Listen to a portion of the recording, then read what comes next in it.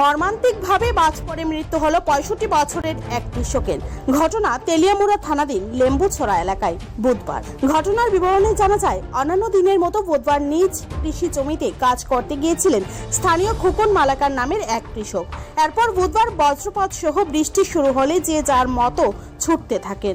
হঠাৎ করে খোকন মালাকার বজ্রপাতে মারাত্মকভাবে আহত হয়ে জমিতেই লুটিয়ে পড়েন। কিছুক্ষণের মধ্যে প্রত্যক্ষদর্শী সহ ওনার পরিজনেরা খোকন বাবুকে তেলিয়ামুড়ার মহকুমা হাসপাতালে নিয়ে আসলে দায়িত্ব পালনরত চিকিৎসক ওনাকে মৃত বলে ঘোষণা করেন। গোটা ঘটনায় এলাকা জুড়ে ব্যাপক শোকের আবহ তৈরি হয়েছে। শেষ সংবাদ প্রেরণ পর্যন্ত মৃতদেহ রয়েছে তেলিয়ামুড়া হাসপাতালে। যতটুকু খবর, ময়নাতদন্তের পর মৃতদেহ তুলে দেওয়া হবে পরিজনদের হাতে। শরীর খারাপ হচ্ছে। কোন সময় বাবা কাজ করতে গেছিল ঘন্টা নাম তো না, বাবার নাম কুমার মালাকার। আপনার কি হয়? বাবা। হ্যাঁ, বাবা। আপনার নাম কি? আমার নাম কুমার মালাকার।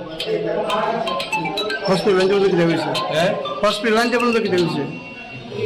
হাসপাতালে যে সময় আনছেন ডাক্তার কি দিচ্ছে? মারা গেছে।